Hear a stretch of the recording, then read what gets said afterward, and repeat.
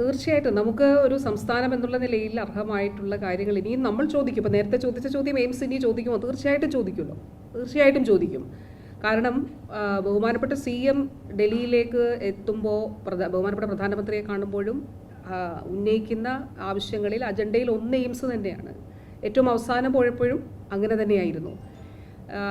ആരോഗ്യ മന്ത്രിയുമായിട്ടുള്ള കൂടിക്കാഴ്ചയിലും നമ്മുടെ ആവശ്യങ്ങളിലെ ഒന്നാമത്തെ ആവശ്യം എപ്പോഴും എയിംസ് തന്നെ ആയിരിക്കും. അപ്പോൾ എയിംസ് ലഭിക്കണം എന്നുള്ളത് തന്നെയാണ്. ഇനിയും ആ ആവശ്യം ഉന്നയിക്കും. അത് കേരളത്തിന് ആവശ്യമാണ്. അതോടൊപ്പം തന്നെ ആയുർവേദവുമായിട്ട് ബന്ധപ്പെട്ടു ഇപ്പോൾ നമ്മൾ കണ്ണൂരിൽ രാജ്യാന്തര ആയുർവേദ ഗവേഷണ കേന്ദ്രം ആരംഭിക്കുകയാണല്ലോ. ബഹുമാനപ്പെട്ട CM ഉദ്ഘാടനം ചെയ്യാനായിട്ട് പോവുകയാണ്. അതും ഈ പറഞ്ഞതുപോലെ കിഫ്ബിയിലൂടെയാണ് അതിൻ്റെ നിർമ്മാണം പൂർത്തീകരിച്ചിട്ടുള്ളത്. അതിൻ്റെ തസ്തികൾ ഉൾപ്പെടെ നമ്മൾ സൃഷ്ടിച്ചു. നമുക്കൊരു ധനസഹായം അതിൽ ലഭിച്ചിട്ടില്ല. അപ്പോൾ കേരളത്തെ സംബന്ധിച്ചിടത്തോളം ആയുർവേദത്തിന് ഇത്രയും അധികം പേരുകളുള്ള, അതോടൊപ്പം ഗവേഷണ രംഗത്ത് ഒരു പുതിയൊരു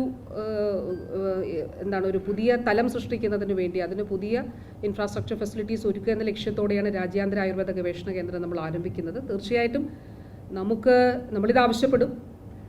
പക്ഷേ അവഗണന തുടരുന്ന സാഹചര്യത്തിൽ അതിനെത്രത്തോളം ഫലപ്രാപ്തി ഉണ്ടാകും എന്നുള്ളത് നമുക്ക് ഓരോരുത്തർക്കും അറിയുന്ന കാര്യമാണ്. സമരം അവസാനിപ്പിക്കുന്നതിന് വേണ്ടിയിട്ടുള്ള ചർച്ചകളാണ് നടക്കുന്നത്. ഇപ്പോൾ തൊട്ട് മുൻപും 2 സെക്രട്ടറിമാരും, അഡീഷണൽ ചീഫ് സെക്രട്ടറി ഹെൽത്തിൻ്റെതും അഡീഷണൽ ചീഫ് സെക്രട്ടറി ഫിനാൻസിൻ്റെ 2 അഡീഷണൽ ചീഫ് സെക്രട്ടറിമാരും അവരുമായിട്ട് സംസാരിച്ചിരുന്നു.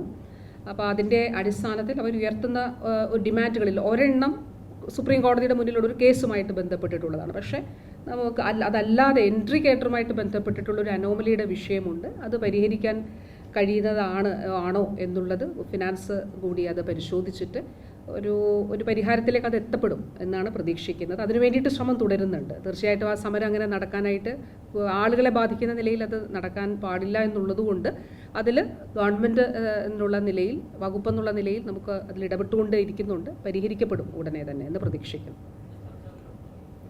ഇപ്പോൾ തൊട്ടു മുൻപ് ഒരു ചർച്ച അഡീഷണൽ ചീഫ് സെക്രട്ടറിമാരും കൂടി അവർ നടത്തിയിരുന്നു. ഡയറക്ടർ മെഡിക്കൽ എഡ്യൂക്കേഷനും എല്ലാം കൂടെ നടത്തിയിരുന്നു.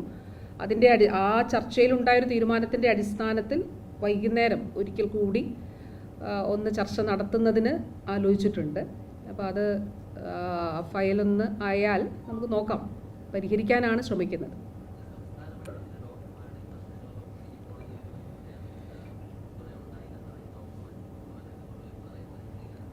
അല്ല, ശമ്പള പരിഷ്കരണവുമായിട്ട് ബന്ധപ്പെട്ടിട്ടുള്ള അനോമലിയാണല്ലോ ഇത്.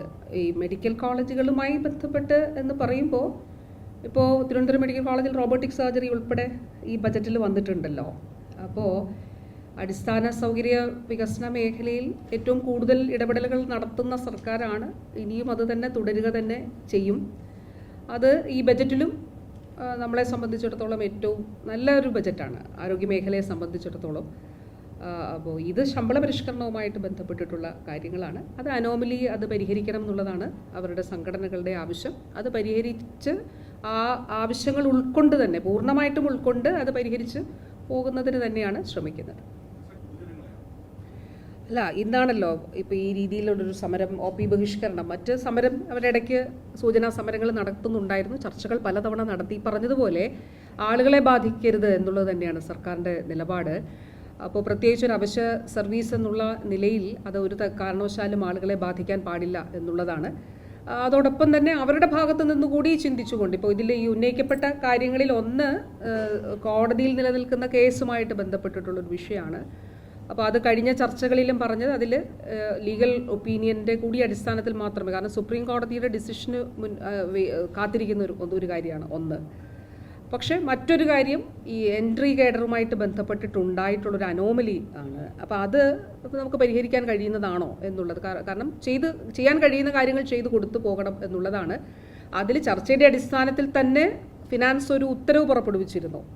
ഞാനും ഫിനാൻസ് മിനിസ്റ്ററും അതുപോലെ സംഘടനകളും നടത്തിയ ചർച്ചയുടെ അടിസ്ഥാനത്തിൽ ഫിനാൻസ് ഒരു ഉത്തരവ് പുറപ്പെടുവിച്ചിരുന്നു. പക്ഷേ അതല്ല അവർ ഉദ്ദേശിച്ചത് എന്നുള്ളതാണ് ഡോക്ടേഴ്സ് പറഞ്ഞത്.